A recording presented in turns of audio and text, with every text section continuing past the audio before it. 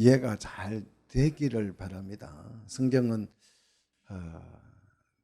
듣고 이해를 해야 의미를 파악하고 내가 어떻게 신앙생활을 할 수 있을지 알게 되는 겁니다. 그래서 꼭 요한계시록을 좀 이해가 안 되면 다시 한번 들어보시면 더 이해가 잘 될 것입니다. 여섯째 인댐 후에 6장 17절에 보면 큰 진노의 큰 날이 이르죠. 여섯째 인을 뜨고 난 뒤에 이제 그 세대주의자들이 말하는 그 대환란 썩하는 얘기예요. 진노의 큰 날이 이르죠. 그래서 이제 7장으로 딱 넘어와서 보면 땅과 바다를 해롭게 할 권세를 받은 네 천사가 등장을 했다 그래서 네 천사는 이제 사단이라 그랬습니다. 그 사단을 향하여서 여섯째 인을 뗀 천사가 아주 큰 소리로 외칩니다. 우리가 너희들이 그 땅과 바다를 해롭게 할 권세를 받았지만 이제 여섯째 인댐 천사가 말을 하는 거예요. 우리가 하나님의 종들의 이마에 인을 치기까지는 땅이나 바다를 해하지 말라. 인치는 동안은 기다려라. 이렇게 큰 소리로 외치죠. 이렇게 해서 이마에다가 이 천사들이 하나님의 종들의 이마에다가 인을 쳤는데 그렇게 해서 인을 받은 사람의 숫자가 몇 명요? 네, 14만 4천 명. 이거 확실하게 이제 알았네. 14만 4천 명이에요. 자, 참고로 하나님의 인과 지난 시간에 배운 짐승의 표가 있는데 이걸 이제 좀 구분할 줄 알아야 돼요. 자, 하나님의 인이라고 하는 이 단어는 스프라이기스라는 단어인데요. 인장, 봉인 그런 뜻인데 소유를 확인할 때 이게 내 거다 해서 통장에다가 내 소유를 확인하기 위해서 도장을 딱 찍어 놓잖아요. 바로 그거예요. 희생 제물에도 제사장이 딱 도장을 찍어줘요. 이거는 제물로서 합격이야 하는 그 도장을 바로 이 스프라기스 하나님의 인, 자, 하나님의 인이라고 하는 단어고요. 짐승의 표는 카라그마라는 단어인데요. 표, 또 인, 형상을 뜻하는 단어인데 그 각인을 말합니다. 각인을 말하는데 그 옛날에는 노예가 내 소유라는 걸 알게 하기 위해서 노예의 어떤 몸에다가 불도장을 찍어서 어떤 그 형상을 딱 만들어 놓죠. 그게 박혀 있으면 이 노예는 이 집 노예다 하는 것을 확인할 수 있는 거죠. 그래서 사단은 카라그마라고 하는 날인 각인을 당신의 그 사단의 백성들에게 하나님처럼 새기는 것이죠. 이 사단은 꼭 누구를 따라합니까? 하나님을 따라야 해요. 예수님을 따라야 합니다. 그래서 우리가 정신을 똑바로 안 차리면 헷갈려요. 이게 예수님인지 사단인지 구분이 안 될 정도로 사단은 머리에 뿔이 달리고 그렇게 안 생겼어요. 예수님처럼 생겼다고 생각하는데요. 하는 짓도 예수님처럼 해요. 그래서 사단도 인을 새겨 자기 백성에게 인을 새기고 하나님도 인을 치죠. 자, 지난 시간에 우리가 배웠습니다. 짐승은 온갖 방법을 다 동원해서 자기 백성을 삼기 위해서 수단과 방법을 가리지 않냐고 자기의 도장을 찍어댔습니다. 자, 짐승이 우상을 만들어 놓고 그 우상에게 생기를 넣어서 짐승처럼 말을 하게 했죠. 자, 말을 하게 하고 또 우상의 그 짐승의 우상에게 경배하지 않으면 그 용처럼 말을 하게 하고 그 우상에게 경배하지 아니하면 어떻게 했어요? 다 모조리 죽여버렸어요. 무조건 경배하라는 거예요. 경배를 하든지 죽든지 둘 중에 선택하라는 거죠. 그리고 이 짐승은 큰 이적을 행했습니다. 이적을 행해서 미혹을 하고 그렇게 해서 짐승의 표를 이제 그 우상에게 경배하게 하는데 이것도 부족해서 짐승의 표를 이마에나 오른손에 새겨서 이 표가 없으면 물건을 사고 팔 수 없는 경제 제재를 가하죠. 그래서 가장 우리가 약한 게 경제를 제재해 버리는 것이. 앞으로 우리가 가장 신앙을 지키기가 어려운 게 경제 제재가 들어오면 정말 신앙생활 하기가 어려워질 겁니다. 그런데 이 짐승은 이렇게 수단과 방법을 가리지 아니하고 자신의 백성들을 만들기 위해서 온갖 짓을 다 해요. 마치 공산당 같지요? 공산당은 온갖 방법 수단을 안 가리고 다 하잖아요. 그렇게 해서 짐승이 얻은 수가 몇 명요? 몇 명이었어요? 666명이었어요. 자, 6은 실패의 수라 그랬습니다. 666은 실패의 수가 3개를 겹쳐 놓은 것입니다. 이 뜻은 무슨 뜻이냐면 망했다는 뜻이에요. 완전히 실패했다는 뜻이에요. 자, 그리스도는 몇 명요? 14만 4천 명. 짐승은요? 정말 수단과 방법을 가리지 않고 최선을 다했는데 666명이에요. 자, 그리스도는 14만 4천 명, 사단은 660명. 자, 몇 대 몇입니까? 거의 200대 1, 200대 1. 자, 사단은 그리스도에게 완전히 참패를 했습니다. 우리 주님이 승리하신 줄 믿습니다. 우리는 그 승리편에 지금 속한 것이에요. 할렐루야. 자, 이렇게 이제 득점표가 딱 발표가 되니까 어떤 일이 일어나는지 오늘 이 득점표를 딱 보고 지금 반응이 오늘 이제 14장에 나오는 내용이죠. 자, 한번 1절을 한번 보십시다. 우리 1절 한번 더 읽읍시다. 또 내가 보니 보라 어린 양이 시온산에 섰고 그와 함께 14만 4천이 서 있는데 그들의 이마에는 어린 양의 이름과 아버지의 이름을 쓴 것이 있더라. 자, 이제 그리스도께서 어린 양이 어디에 섰다고요? 시온에 서 있고, 시온은 이제 교회를 상징하죠. 그와 함께 누가 서 있습니까? 14만 4천 명이 서 있는데 요한이 가만히 보니까 그들의 이마에 인을 쳤다 그랬잖아요. 그 인 내용을 오늘 본문에 소개하고 있어요. 어린 양의 이름과 아버지의 이름이 쓰여져 있다는 거예요. 그러니까 이 백성들은 누구 것이다? 하나님의 백성이다. 사단은 어디에다가 인을 친다고요? 이마와 오른손에. 각기는 이마까지는 같은데 또 오른손에 하나 더 새겨요. 꼭 따라하는데 따라한다고 해서 똑같은 건 아니죠. 약간 좀 다르죠. 자, 하나님의 인은 어린 양의 이름과 아버지의 이름으로 인을 쳤습니다. 이건 하나님의 백성임을 의미하는 것입니다. 자, 지난주에 우리가 배웠던 13장 17절에 가서 보면 짐승은 뭘 새겨요? 짐승의 이름과 수를 새겼죠. 그래서 이 사람들은 나의 노예다. 그렇게 해서 사단이 각인을 찍어놨습니다. 여러분 이마에 꼭 확인해 보십시오. 어린 양의 이름과 아버지의 이름이 있는지 잘 확인을 해 보셔야 돼요. 없으면 지워지거나 그랬으면 곤란해요. 잘 확인을 해서 그 인이 있어야 누구다? 하나님의 백성입니다. 없으면 누구일 가능성이 많아요? 짐승의 자손일 가능성이 많아요. 예수님이 말하는 독사의 자손들이라고 그렇게 예수님이 표현했죠. 자, 그래서 현재 스코어는 14만 4천 대 666입니다. 자, 이 스코어가 딱 발표가 되니까 정말 이제 하늘에서 지금 난리가 난 거죠.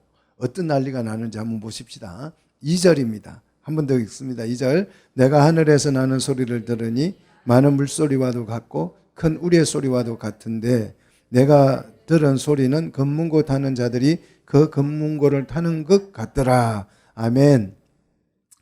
자, 많은 물소리 같은 게 엄청난 물소리. 정말 엄청난.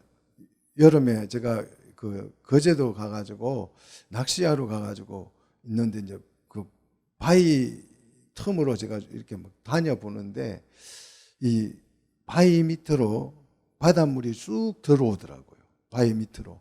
그런데 그 바위, 큰 바위예요. 큰 바위 밑으로 이제 그 좀 공간이 있나 봐요. 파도가 치면 바닷물이 그 공간으로 쑥 들어왔다가 또 빠져나가는데 제가 그 바위 위에 앉아 있으니까 무섭더라고요. 소리가 얼마나 큰지. 우르르르르르 들어와가지고 슉 빠져나가는 소리가 얼마나 큰지. 물소리가 정말 이 엄청난 양의 물이 흘러가면 소리가 굉장하죠. 많은 물소리가 같고, 그러니까 이제 크고 우렁찬 소리가 났다 이렇게 생각을 하면 됩니다. 그리고 큰 우레소리와도 같은데, 소리가 우레소리는 위엄과 영광이 있는 소리죠. 그 우레소리를 하면 깜짝 놀라잖아요. 그 영광과 위엄찬 소리인데 거기에 금문고 타는 자들의 금문고 소리, 그러니까 금문고 타는 자들의 그 금문고 소리 같이 우렁차기도 하고 위엄과 영광도 있으면서 아름답더라는 거죠. 그런 소리가 쫙 울려 퍼지는 거예요. 이 찬양 소리는 뭘 노래하는 것입니까? 사단과 그리스도가 전투에서 누가 이겼다? 주님이 이겨서 그 승리의 찬가를 부르는 거죠. 승전가를 부르는 거죠. 자, 이 소리가 어디에서 났다고요? 하늘에서 이 소리를 들었는데 이 찬양을 누가 부르는지 봤더니 3절, 자, 누가 부릅니까? 그들이 보좌 앞과 네 생물과 장로들 앞에서 새 노래를 부르니. 그래서 그들이 불렀대. 그들은 누굽니까? 1절에서 말하고 있는 누구요? 14만 4천 명이죠. 자, 그래서 14만 4천 명이 땅에서 속함을 받은 14만 4천 밖에는 이 찬양을 부를 자가 없다 그랬어요. 땅에서, 자, 세상에서 구속함을 받은 수. 자, 잘 보십시오. 3절 잘 보십시오. 자, 3절을 보시면 땅에서 속량함을 받은 몇 명요? 14만 4천 명. 자, 땅이라고 하는 것은 어디예요? 세상을 말하죠. 세상에서 구속함을 받은 사람의 수가 몇 명이다? 14만 4천 명인데 이 14만 4천 외에는 이 사람들이 부른 노래가 무슨 노래라고요? 새 노래라 그랬죠. 자, 새 노래는 이 땅에서 속량함을 받은 이 사람들 외에는 부를 수가 없습니다. 자, 구원받은 자는요, 지식에까지 새로워져요. 지식까지 새로워지는데 이 새롭게 된 지식으로 우리는 새 노래를 부를 수 있습니다. 그래서 새 노래를 부르는데 속량받은 자는 외에 이 14만 4천 명 외에는 이 노래를 부를 자가 없더라 그랬습니다. 자, 구원의 찬양, 승리의 찬양은 구원받은 사람만 배울 수 있고 구원받은 사람만 부를 수 있는 것입니다. 승리의 새 노래는 구원받은 자만 부를 수 있습니다. 자, 왜냐하면 실패한 자는 승리의 찬가를 부를 수 있어요? 승전가 부르지 못해요. 실패한 자가 승전가를 부를 수 없습니다. 오직 이 승전가를 부를 수 있는 사람은 땅에서 속량을 받은, 구원을 받은 사람만 부를 수 있고 그 외의 사람들은 이 승전가를 배울 수도 없다는, 공개되지도 않는다는 거죠. 그러면 이 새 노래를 부르는 이 14만 4천 명은 누구냐? 어떤 사람들이냐? 가끔 이 요한계시록 강해하시는 분들을 들어보면 이 사람 14만 4천 명은 유대인에서 구원을 받은 사람이다. 이런 분들이 있어요. 유추를 하는 거죠.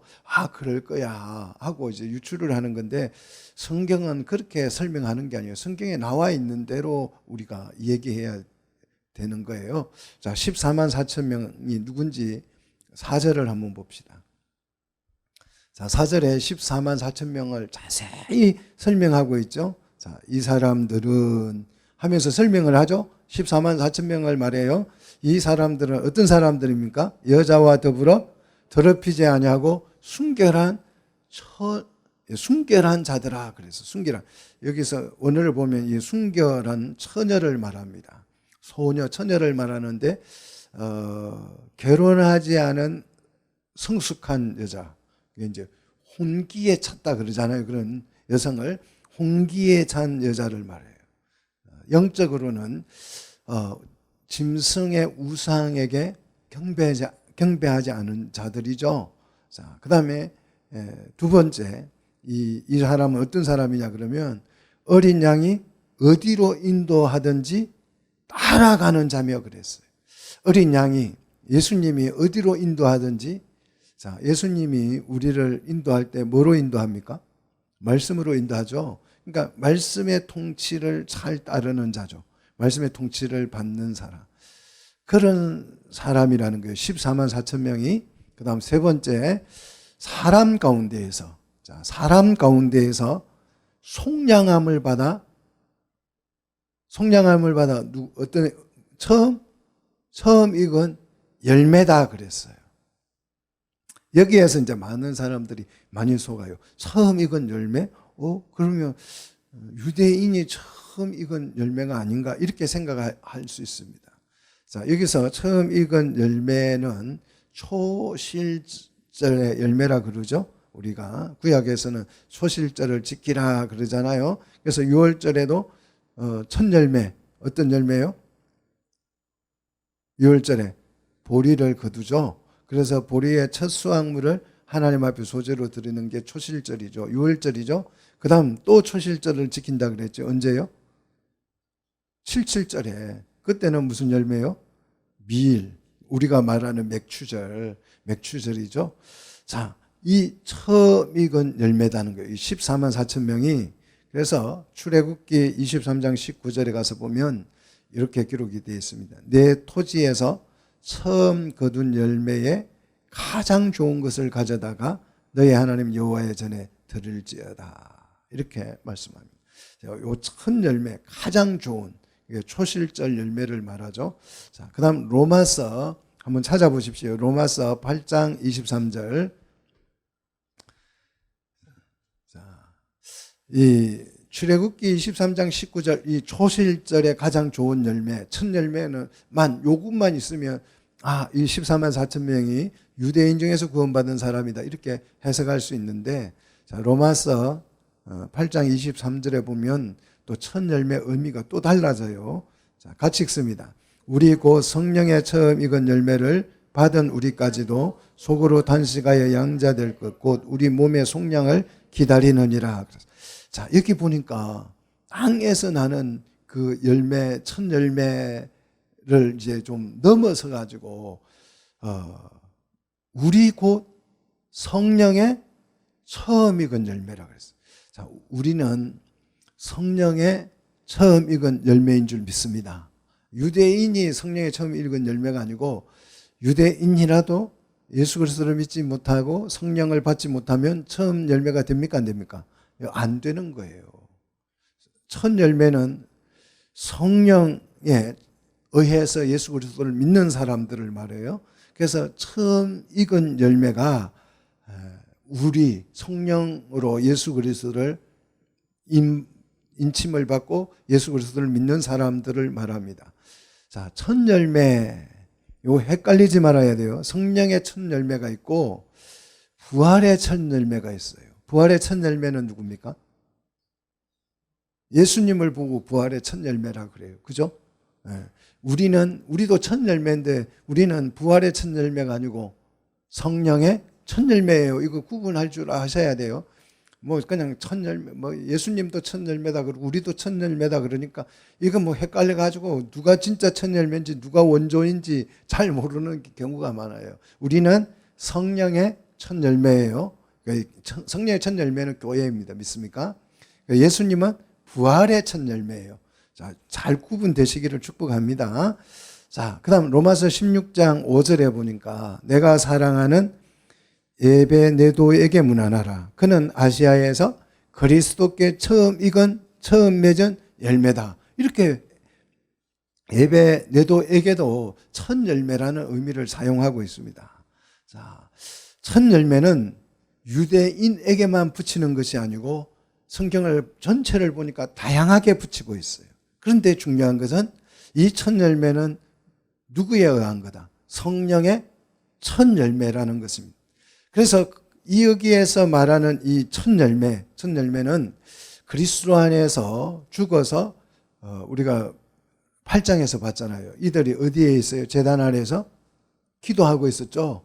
그 사람들이 14만 4천 명이에요. 자, 이 중요한 것은 이 첫 열매는 하나님과 어린 양에게 속한 자다 그랬어요. 이 속했다는 말은 어린 양과 하나님과 한 몸이 됐다는 뜻이에요. 이게 뭡니까? 교회지요. 자, 그리고 이 첫 열매인 14만 4천 명의 특징이 5절에 나타나죠. 그 입에는 뭐가 없어요? 거짓이 없고 흠이 없는 자들아 그랬습니다. 자, 그 입에는 거짓말이 없다. 거짓말이 없고 흠이 없다. 이 흠이 없다는 말은 하나님 앞에 드려지기에 제물로서 적합하다. 흠 있는 거는 드리지 말라 그랬어요. 자, 첫 열매인 14만 4천 명은 거짓말을 안 하고 하나님 앞에 드릴 수 있는 흠 없는 자다라는 거죠. 자, 여기서 흠이 없다는 말은 도덕적으로 굉장히 어렵다는 뜻이 아니라 그리스도의 피로 속량함을 받아서 깨끗한 자가 됐다는 뜻이에요. 깨끗한 피의 씻음을 받아서 깨끗한 자가 됐는데 이 사람들의 특징은 거짓말을 안 한다는 거예요. 거짓말. 자, 이 거짓말이 굉장히 요 계시록을 보면 거짓말이 하는 자는 하나님의 나라에 들어갈 수 없다 그래요. 아니 거짓말 좀 했다고 천국에 하나님 나라에 못 들어간다 그러면 심각하잖아요. 그런데 이 거짓말을 성경은 굉장히 중요하게 여기는데 왜 유독히 거짓말을 이렇게 성경은 굉장히 중요한 죄로 취급할까요? 하나님의 나라에 들어갈 수 없는 죄로 취급할까요? 왜 그렇다고 생각하세요? 이렇게 물어보면 대답을 절대 안 하는 게 이제 특징이죠. 자, 디모데전서 3장 15절을 보면 이 집은 살아계신 하나님의 교회요 진리의 기둥과 터라 그랬어요. 자, 성도는 진리의 기둥이고 터입니다. 믿습니까? 그런데 그 성도가 거짓말을 하면 진리가 됩니까? 안 됩니까? 안 돼요. 그래서 우리 예수 믿는 사람들은 거짓말을 해서는 안 됩니다. 자, 그래서 오늘 이 14만 4천 명은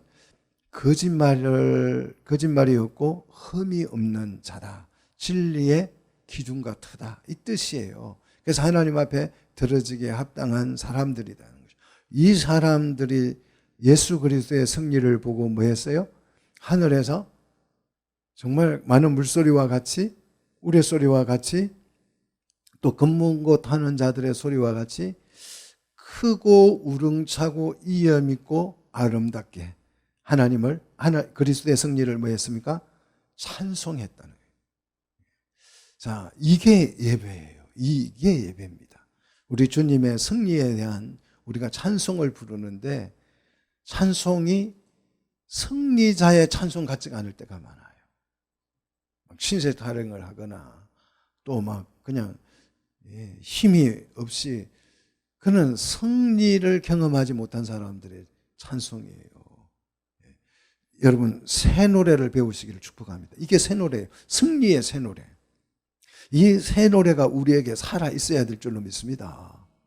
그런데 이걸 내가 못 배웠으면 이 승리의 새 노래를 못 배웠다고 한다면 우리는 14만 4천 명이 아니죠.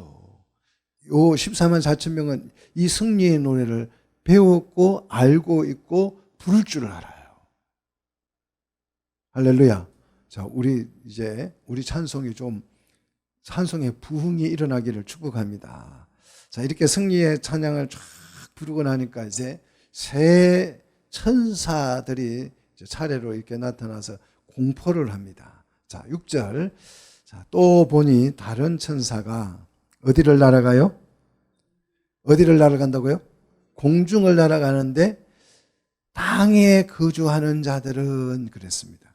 자, 다른 천사가 이제 이 찬양이 쫙 퍼지고 나니까 이 천사가 나타나서 공중을 날아간다 그랬어요. 자, 공중은 공간, 세상이라는 이 공간을 말하는데 이제 중천을 의미해요. 중천. 중천은 어떤 뜻이냐 그러면 태양이 비치는 그런 영역을 우리는 중천이라 그래요. 해가 중천에 떴다. 중간쯤 떠가지고 태양이 쫙 땅을 비추는 걸 말하죠. 그 중천, 태양이 비치는 공간을 말하는데 예수님도 이 공중을 이렇게 말했습니다. 공중나는 새를 보라. 새가 나르는 공간을 의미하죠. 자, 8장 13절에도 보면 새가 나는 공간을 공중이라고 표현하고 있습니다. 그 다음에 에베소서 2장 2절에 보면 이 공중 권세 잡은 자라 그랬어요. 누구를 일컬어서요? 사단을 일컬어서 사단이 공중의 권세를 잡았다. 틀어쥐었다는 거죠. 자, 사단은 하늘에서 미가엘에게 완전히 얻어터지고 어디로 왔다고요? 땅으로 왔어요. 그래서 땅에 이 공중 권세를 딱 걸머진 거죠. 자, 이 사단의 영역인 이 공중을 지금 누가 날아가고 있어요? 예? 누가 날고 있어요? 천사가 날고 비행을 하고 있습니다. 무슨 뜻이에요? 자, 지금 중국의 전투기가 쫙 날아오더니 우리나라 영공을 지나갑니다. 가능해요? 우리나라가 망하지 않는 이상은 불가능하죠. 자, 북한 비행기가 미국 본토를 지나간다. 가능해요? 바로 격추당합니다. 자, 공중을 지나가려면 그 공중의 권세를 제압했다는 뜻이에요. 누가? 우리 주님이 승리함으로 공중을 지나가는 거죠. 자, 지나가는데 땅에 거주하는 자들이 그랬습니다. 이 땅에 거주하는 자들이 누구냐? 자, 3장 10절에 보면 땅에 거하는 자들이 에게 시험이 오는 때가 있다 그랬죠. 그 다음 6장 10절. 자, 부지런히 한번 보십시오. 6장 10절에 보면 땅에 거하는 자들을 심판하여 주기를 청원하고 있죠. 이 14만 4천 명이. 그리고 8장 13절에 보면 땅에 거하는 자들에게 뭐가 있어요? 화가 있다고 그랬죠. 그 다음 11장 10절에 두 선지자가 땅에 거하는 자들을 괴롭게 했죠. 그래서 괴롭게 했더니 땅에 거하는 자들이 두 선지자가 죽게 되니까 잘 죽었다고 굉장히 즐거워했다 그랬죠. 그 다음 13장 12절에 땅에 거하는 자들이 짐승에게 뭐예요? 처음 짐승에게 경배를 하고 13장 14절에 땅에 거하는 자들을 미혹해서 우상을 만들게 하죠. 땅에 거하는 자들에게 우상을 만들게 했죠. 자, 처음 열매 14만 4천 명은 예수를 믿고 순결함을 지킨 성도들입니다. 자, 첫 열매라고 그랬어요. 14만 4천 명은. 자, 14만 4천 명이 첫 열매라면 무슨 뜻이, 뭘 전제를 하는 것입니까? 두 번째 열매가 있다는 뜻이죠. 그죠? 첫 열매 다음에 둘째 열매가 있다는 말이잖아요. 그래서 두 번째 열매를 지금 전제로 해서 14만 4천 명을 이야기하고 있고, 두 번째 열매인 땅에 거하는 자들 중에서 짐승에게 고난을 받지만 짐승에게 우상을 만들지도 않고 경배하지도 않고 고난 속에서 신앙을 지켜낸 자들이 있겠죠? 그 사람들이 이제 두 번째 열매가 되는 거예요. 자, 이 땅에 가는 짐승에게 경배하지도 않고 표도 받지 아니하고 믿음을 지켜낸 이 사람들을 위해서 오늘 첫 번째 천사가 등장을 하는데 뭘 가지고 와요? 이들을 위해서 6절 뭘 들고 옵니까? 영원한 복음을 들고 와요. 모든 민족과 종족과 방과 백성에게 전할 이 두 번째 열매를 거두기 위해서, 수확하기 위해서 천사를 보냈는데 영원한 복음을 들려서 보내죠. 자, 하나님이 이렇게 은혜로우십니다. 하나님은 첫 열매 외에 땅에 거하는 자들을 위해서 영원한 복음을 준비하셔서 땅에 거하는 자들도 복음을 듣고 돌아오기를 원하시는 거죠. 우리 하나님은 단 악인의 단 한 명이라도 멸망받기를 우리 하나님은 원치 않습니다. 다 구원하기를 원하죠. 자, 땅에 거하는 자들에게 이 천사, 첫 번째 천사가 등장을 해서 공포를 합니다. 어떤 복음을 공포하는지, 복음의 내용이 뭔지 7절 같이 읽습니다. 그가 큰 음성으로 이르되 하나님을 두려워하며 그에게 영광을 돌리라 그랬습니다. 자, 지금 땅에 거하는 자들은 짐승에게 억압을 받고 있어요. 고난을 받고 있습니다. 핍박을 받고 있습니다. 왜요? 이 이마에나 오른손에다가 뭘 받으라고 짐승의 표를 받고 짐승에게 뭐 하라는 거예요? 경배하라는 거죠. 이런 이제 고난을 받는 그 땅에 거하는 자들에게 첫 번째 천사가 등장을 하더니 복음을 들고 가지고 와서 외칩니다. 큰 음성으로, 확신에 찬 음성으로 외치기를 너희들은 짐승을 두려워하지 말고 그의 누구에게? 하나님께, 하나님을 두려워하고 하나님께 말하는 거예요. 영광을 돌리라고 외칩니다. 왜냐? 왜 그래야 되느냐? 그의 심판의 시간이 이르렀음이니. 심판의 시간이 왔다는 것입니다. 자, 여기에서 심판의 시간, 요거는 심판의 때를 말해요. 시점을 말하는 것입니다. 자, 심판의 시간이 온다는 게 아니고 그 때가 왔다는 거예요. 시점이 시작됐다는 거예요. 그래서 세례 요한도 도끼가 어디에 놓였다고요? 나무 뿌리에 놓여 있다는 것입니다. 놔둔 게 아니고 한번 찍었다라는 뜻이죠. 그래서 서너 번 찍으면 나무가 어떻게 돼요? 썰어지겠죠? 자, 지금 그렇게 도끼로 나무 뿌리에 찍힌 상태다. 이게 심판의 시간이에요. 그러므로 자, 심판의 시간이 왔으므로 어떻게 하라는 것입니까? 7절 계속 보십시오. 하늘과 땅과 바다와 물들의 권원을 만드신 이를 경배하라는 거예요. 짐승을 예배하지 말고, 짐승을 경배하지 말고 누구를 경배하라는 것입니까? 창조주 하나님을 경배하라고 지금 명령하고 있어요. 회개를 촉구하고 있습니다.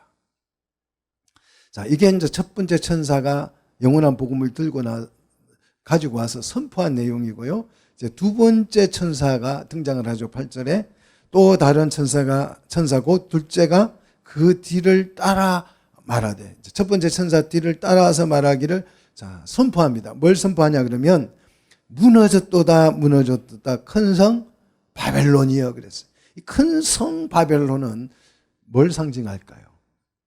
이 세상을 상징하는 것입니다. 자, 무너졌다. 팝토라는 단어인데 망했다 이 뜻이에요. 그냥 무너진 게 아니고 성은 무너짐에 망한 거예요. 망했다는 뜻입니다. 근데 망했다는 말을 몇 번 쓰고 있어요? 두 번 반복하고 있으니까 완전히 세상이 뭐했다? 망했다는 뜻입니다. 자, 어린 양은 몇 명 얻었다고요? 싸움에서 14만 4천 명을 얻었어요. 사단은요? 660명, 겨우 660명을 얻었어요. 자, 그래서 사단은 이 그리스도와의 전쟁에서 어떻게 됐어요? 완전히 폭망했어요. 완전히 폭망해서 그냥 그 바벨론 성이 폭삭 무너져 버린 것입니다. 자, 그러면 이 사단은 왜 패망하게 됐는가? 폭망하게 됐는가? 음행 때문에 그랬어요. 음행 때문에. 자, 이 세상은 왜 망하냐 그러면 이 바벨론은 이 큰 성 바벨론 이 세상이 왜 망하냐? 음행 때문에 망하게 되어 있습니다.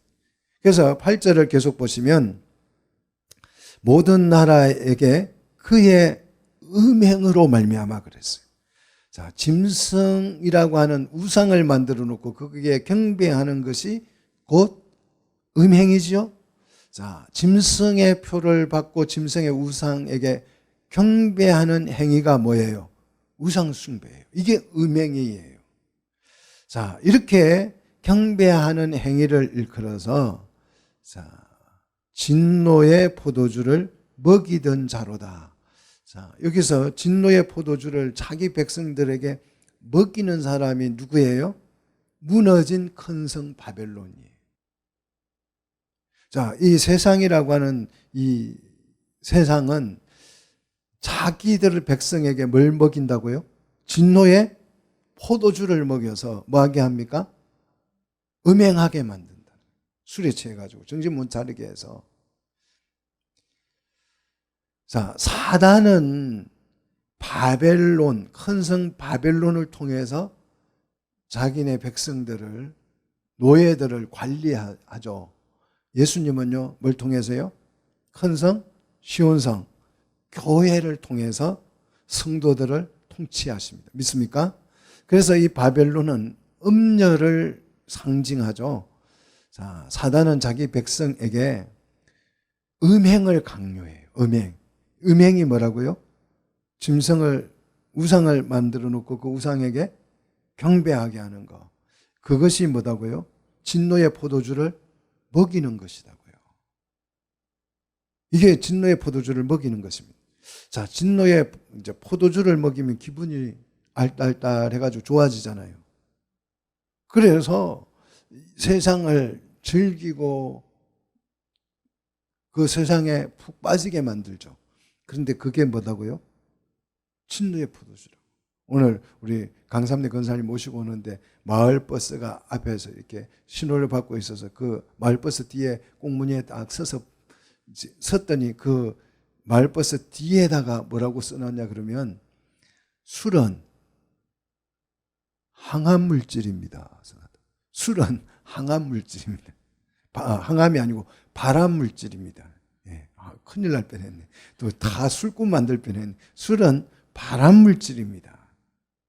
자, TV에서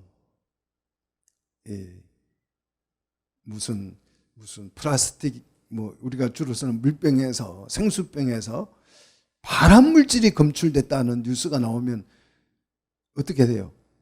난리 나죠. 난리 안 납니까? 막 그거 불매운동하고 막 난리 나잖아요. 분유에서 아기들이 먹는 분유에서 발암물질이 검출됐다는 뉴스가 뜨면 어찌 될까요? 세상이 뒤집어져요. 근데 술은 뭐다? 발암물질이다. 이렇게 써놨어요. 그런데 안 뒤집어져요. 왜? 아이고, 한두 잔 먹는 거 괜찮아. 이래. 한두 잔 먹는 거. 발암물질을 한두 잔 먹어가지고 먹으면서 괜찮다. 그 괜찮다는 걸 누가 괜찮다고 해주는 거예요? 그냥 자기가 괜찮다는 거예요. 자기를 위로하는 거예요. 술은 이런 거예요. 술은 빠져나오지 못하게 하는 거죠. 그래서 이걸 술을 진노의 포도주를 먹여서 노예로 만드는 거죠. 그래서 먹을 때는 좋은데 그게 나에게 뭐가 된다고요? 진노의 포도주가 된다. 자, 그래서 지금 두 번째 천사가 세상이 음행으로 인해서 망했다. 사단의 나라가 그리스도에 의해서 멸망했다라고 선포를 하는 거예요. 자, 우리나라 한국교회는 금주를 선언하고 있죠. 이게 축복이라고 저는 생각합니다. 뭐 술을 먹으면 구원을 받느냐 안 받느냐 이런 거 묻지 마십시오. 우리가 다 알고 있어요. 자, 술을 우리가 구원을 받는 조건은 예수를 구주로 믿음으로 받는 거예요.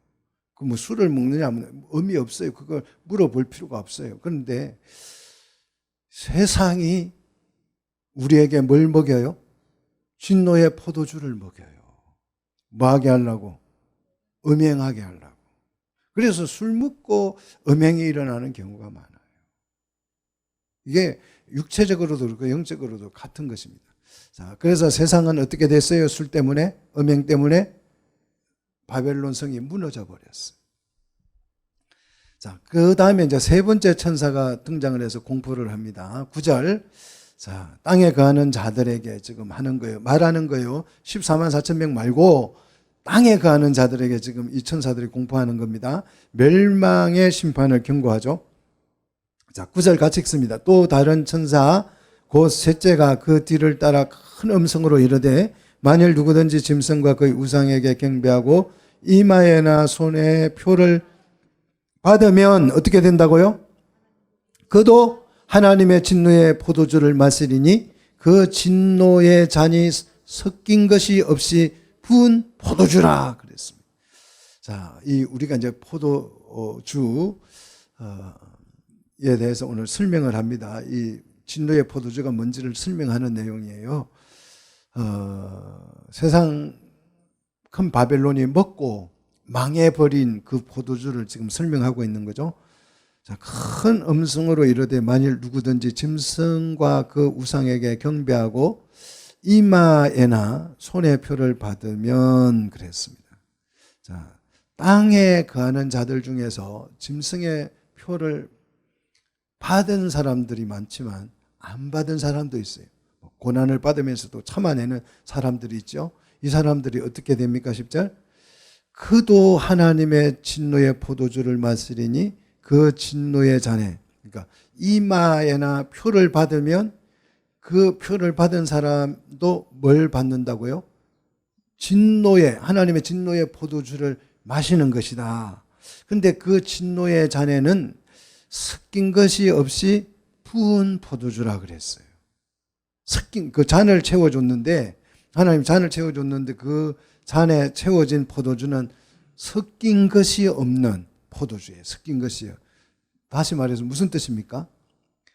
이제 포도주를 그대로 먹으면 독주가 돼요. 너무 독해가지고 사람에게 해롭습니다.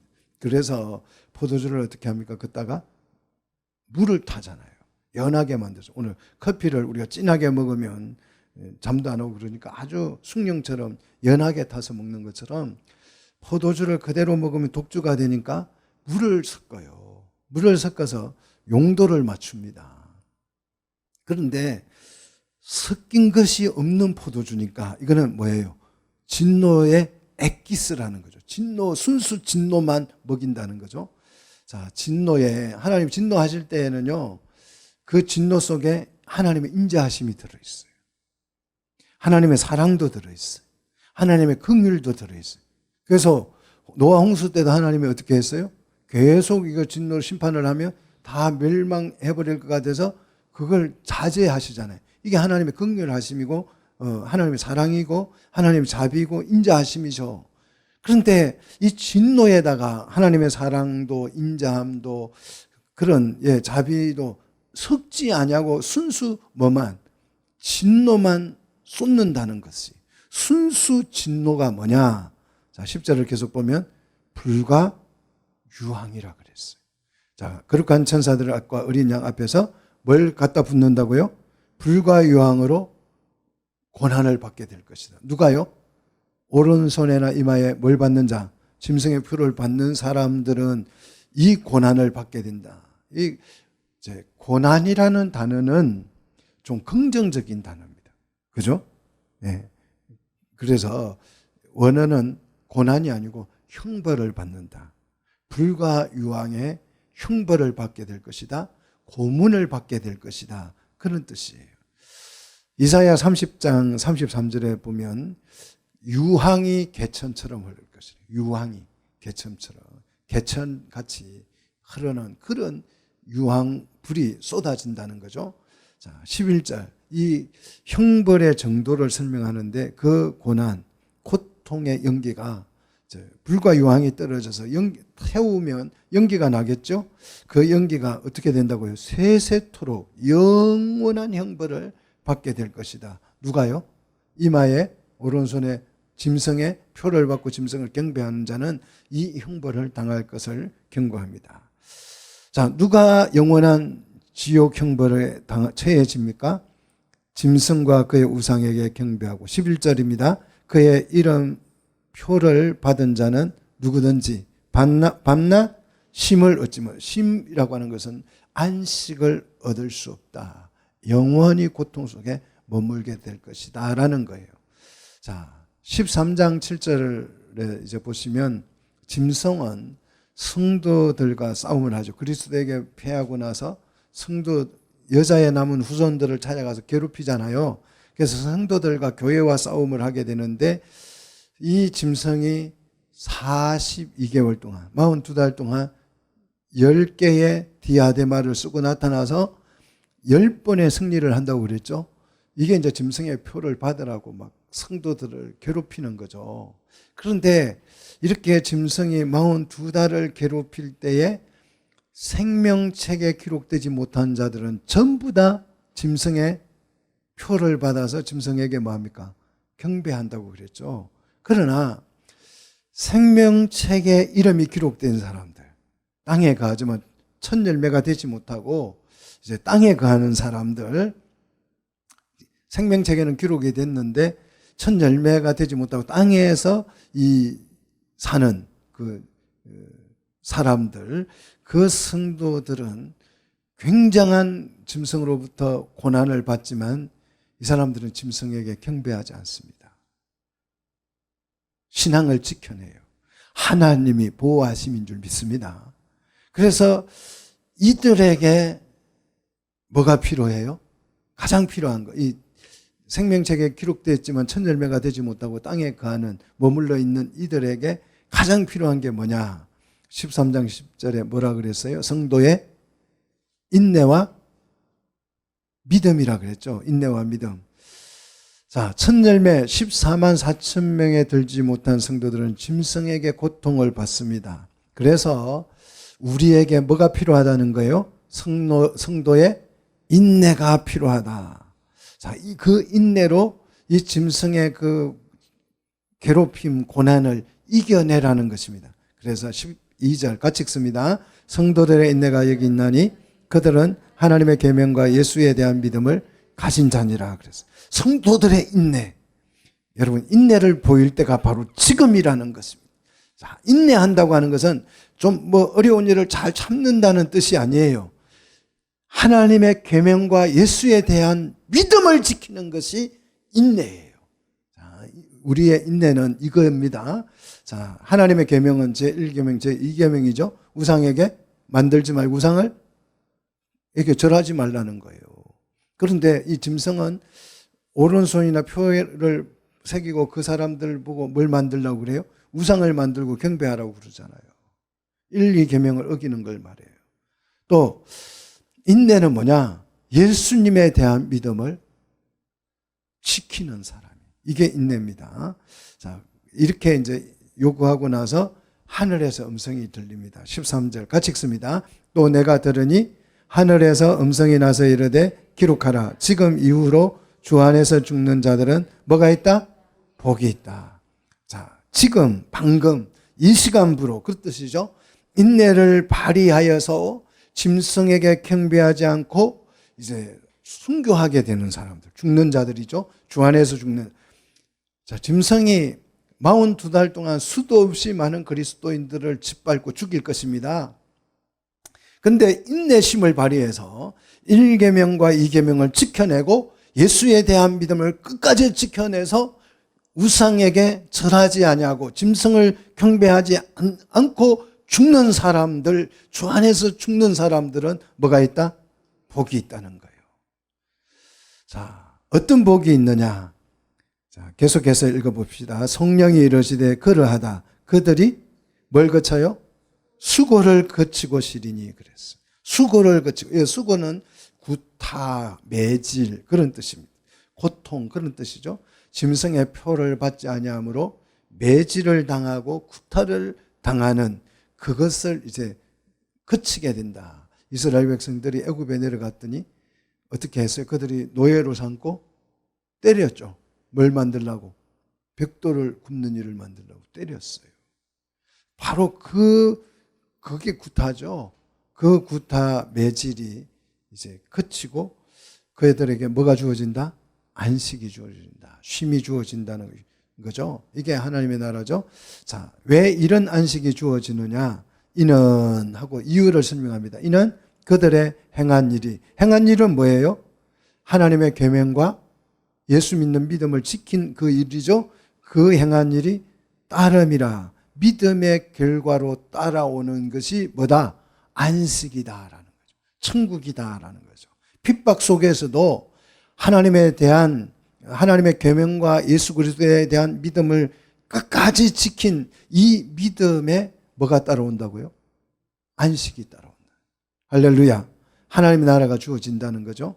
그리고 나서 새로운 장면이 딱 열립니다. 누가 등장합니까? 14절 내가 또 보니 흰 구름이 있고 구름 위에 누가 있어요?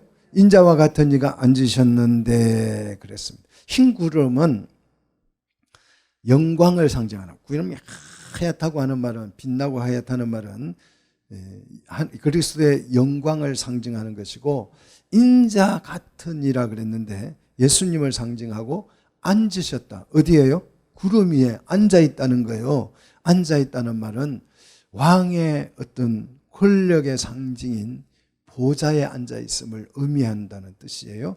그런데 딱 보니까 구름 위에 앉아 있는 그분의 머리 위에 뭐가 보여요? 금면류관이 보인다. 요 면류관은 뭐냐 그러면 스테파누스예요. 자, 사단이 쓰고 온 관은 무슨 관이라고 그랬어요? 디아데마. 승리할 때 띠를 하나씩 둘러주는 이 디아데마를 쓰고 나타냈는데, 우리 주님이 오셨는데 보니까 주님은 머리에 뭘 썼어요? 예, 스테파노스 왕관을 쓰고 나. 진짜 왕이다 이 말이죠. 승리의 왕이시라는 뜻이죠. 그래서 사단은 42달 동안 일시적으로 승리를 하는 디아데마를 쓰고 왔지만 우리 주님은요, 영원한 왕관, 승리의 면류관을 쓰고 나타나셨는데, 그분의 손을 보니까 손에 뭐가 있어요? 예리한 낫을 가졌습니다. 낫은 뭐 하는 도구예요? 물고기 잡는 도구입니까? 예? 곡식을 거두는, 추수하는 도구잖아요. 그래서 요엘서 3장 13절에 보면 추수하는 도구라 그랬습니다. 그리고 마가복음 4장 29절에 보면 열매가 익으면 곧 낫을 대나니 추수 때가 이르렀습니다. 낫을 들고 왔다는 것은 지금이 뭐 하는 때다? 추수하는 때다.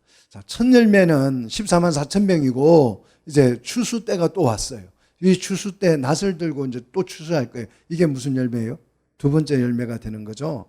자, 예리하다는 말은 날카롭다는 뜻인데 추수를 어떻게 효과적으로 하죠? 낫을 가서 예리하게 하는 것은 어떻게 추수를 효과적으로 하기 위해서 낫을 가는 거죠. 그죠? 자, 그래서 15절로 넘어가서 보면 이제 다른 천사가 성전에 나와서 같이 읽습니다. 구름 위에 앉은 이를 향하여 큰 음성으로 외쳐 이르되 당신의 나라를 휘둘러 거두소서. 땅의 곡식이 다 익어 거둘 때가 이르렀습니다. 자, 추수 때가 됐다는 거예요. 우리가 성경 절기로 하면 지금은 이제 무슨 절기예요? 수장절이 되는 거죠. 장막절이라고 하기도 하죠. 땅의 곡식이 익었다는 거예요. 땅의 곡식. 12절 성도들이 인내를 발휘한 결과 고난 속에서도 우상에게 경배하지 않냐고 짐승의 표를 받지 않냐고 꿋꿋이 버텨낸 그 성도들을 일컬어서 땅의 곡식이 익은 것이다. 이렇게 표현하고 있어요. 그래서 이제 거둘 때가 됐다. 자, 거둘 때가 되기 전까지는 뭐 이게 태풍도 만나고 뭐 우박도 만나고 또 바람도 맞고 또 뜨거운 태양도 받고 하는 거예요. 그 많은 일들에 의해서 곡식이 어떻게 돼요? 익어가는 거죠. 연거려 가는 거예요. 그래서 이게 필요한 것입니다. 자, 그래서 이 천사의 이 청원에 따라서 16절 구름 위에 앉으신 이가 어떻게 합니까? 낫을 땅에 어떻게 해요? 휘둘렀더니 땅의 곡식이 어떻게 됐다고요? 샥 거두어졌다는 겁니다. 우리 주님이 낫을 그냥 확 한번 휘둘렀더니 땅에 익은 곡식이 싹 거두어진 것이. 할렐루야. 자, 이것이 두 번째 열매입니다. 두 번째, 첫 열매는 14만 4천이고 두 번째 열매가 이제 거두어진 거죠. 자, 그 다음 17절을 보면 또 다른 천사가 하늘에 있는 성전에서 나오는데 역시 이 천사도 뭘 가지고 나와요? 예리한 낫을 들고 나와요. 근데 낫은 똑같은 낫인데 용도가 달라요. 이 두 번째 천사가 나온 이 낫은 무슨 도구냐 그러면 추수하는 도구가 아니고 심판의 도구예요. 자, 이 천사는 이 낫으로 뭘 하느냐. 자, 18절. 또 불을 다스리는 다른 천사가 어디에서부터 나와요? 제단으로부터 나와요. 불을 다스리는, 제단 뿔을 다스리는, 관리하는 천사죠. 6장 9절에서 제단 아래에서 순교자들이 막 하나님 앞에 기도합니다. 우리를 심판하여 주시기를, 우리의 피를 갚아 주시기를 언제까지 기다려야 합니까? 하고 탄원하는데 그 기도에 대한 응답이에요. 기도에 대한 응답이 제단에서 불을 관리하는 천사가 나와서 예리한 낫을 가진 자를 향하여서 큰 음성으로 불러 이르되 내 예리한 낫을 휘둘러 뭐 하라고요? 땅에 포도송이를 거두라는 거예요. 포도가 익었다는 것입니다. 포도송이가 지금 익어가지고 다 터지고 물르고 하니까 그 낫으로 이 포도송이를 거두라고 하는데 왜 거두냐? 거두서 뭐 할 거냐? 19절 같이 읽습니다. 천사가 낫을 땅에 휘두르러 땅에 포도를 거두어 하나님의 진노의 큰 포도주 틀에 던졌. 포도를 송이를 거두어서 어디에 던졌다고요? 하나님의 진노의 큰 포도주 틀에다가 던진 거예요. 자, 요 땅에서 거둔 이 열매는 짐승의 표를 받고 짐승 이 사단과 한 덩어리가 된 포도송이를 말합니다. 그래서 이들을 다 거두어서 어디에 던진다고요? 하나님의 진노의 큰 포도주에 던져요. 그러면 어떻게 돼요? 20절. 성 밖에서 그 틀이 밟히리니 틀에서 피가 나서 말 굴레까지 닿았고 1600 스타디온에 퍼졌더라 그랬어요. 이 포도송이가 막 이제 성 밖에서, 요 성은 하나님의 성이죠. 하나님의 나라를 의미하고 예루살렘을 의미하죠. 세상은 바벨론이라고 바벨론 성으로 표현되고 하나님의 성은 시온성, 예루살렘 성으로 표현되고 교회를 상징하고 하나님 나라를 의미한다고 그랬어요. 이 나라 밖에서 이 틀이, 심판의 포도주 틀이 어떻게 된다고요? 밟힌다. 심판을 상징하는 거죠. 그래서 이 포도주 틀이 밝히면 그 틀에서 뭐가 터져요? 피가 나서, 포도주가 아니에요. 포도송이가 아닙니다. 막 피가 터지는데 어디까지 차오르냐 그러면 말굴레까지. 말굴레가 뭐예요? 말은 이렇게 입에다가 자갈을 먹여요. 풀 같은 거 못 뜯어먹고. 말이 달리다가 풀 뜯어먹고 있으면 안 되잖아요. 그러니까 아무것도 아예 못 먹게 자갈을 물려서 말을 이제 이렇게 하는데 말굴레까지 피가 쌓인다는 거죠. 그러면 말이 살 수 있어요, 없어요? 죽죠. 피에 잠겨 죽어요. 짐승의 표를 받고 짐승을 경배하는 이 악인들의 피가 이렇게 세상을 그냥 뒤덮는 거죠. 그래서 1600 스타디온에 퍼졌다 그랬어요. 자, 말은 전쟁을 하는 무기예요. 그 말이 다 죽으면 전쟁은 끝났다는 의미죠. 그죠? 그래서 악인들의 피에 의해서 말들이 다 익사하고 나서 전쟁이 끝나면 뭐가 시작될까요? 평화가 시작되는 거죠. 하나님 나라가 실현되는 거죠. 악을 제거하는 것은 하나님이 막 악한 사람들을 죽이는 게 아니고 악인에 의해서 악이 제거가 되는 것입니다. 그런데 이 피가 말 굴레까지 차고, 노아 홍수 심판 때는 어떻게 됐어요? 물이 모든 산을 다 덮었는데, 이 말들이 이제 피가 막 차오르면 높은 곳으로 도망칠 거 아니에요. 그런데 말들이 높은 곳에 있는데 굴레까지 피가 차는 거죠. 피로 세상이 완전히 뒤덮이는데 그 피가 얼마나 많이 흘렀는지 1600 스타디온, 키로수로 따지면 320km 정도 되는데 그 당시에 가장 먼 거리를 전 세계를 다 일컬어서 1600 스타디온이라고 표현한 것 같습니다. 근데 이 1600이라는 이 숫자는 노아 홍수가 며칠간? 노홍수가 며칠간? 40일. 좀 아세요? 이거 좀 40일간. 1600은 40일에 몇 배? 40배. 446 해가지고 1600개. 물심판, 홍수심판의 40배가 더 되는 심판을 받게 되는 거죠. 온 세상이 악인의 피로 말굴레까지 차오른다는 거죠. 자, 그래서 악인은 악인의 피에 의해서 완전히 망하는데 왜 포도주냐? 왜 포도를 가지고 이렇게 말씀하시느냐? 8절, 큰 성 바벨론. 사탄이 만든 교회가 큰 성 바벨론이에요. 주님이 세운 교회는 예루살렘이라면, 자, 그들에게 뭘 먹였다고요? 진노의 포도주를 먹인 결과예요. 우상숭배를 하게 한 결과죠. 자, 세상은 사단을 숭배함으로써 결국은 어떻게 돼요? 망하게 된다는 것입니다. 세상은 악인의 피로 세상은 망하게 되는데, 자, 이것이 뭐냐? 7절에 말하고 있는 심판의 때, 심판의 시간입니다. 지금 우리에게는 이 심판의 때에는 뭐가 가장 필요해요? 12절, 성도의 인내가 필요한 것입니다. 자, 오늘 말씀을 붙들고 인내로 여러분의 신앙을 지켜내기를 축복합니다. 그래서 하나님의 나라를 우리가 같이 이루어가는 우리 성도들이 되시기를 축복합니다. 기도하겠습니다.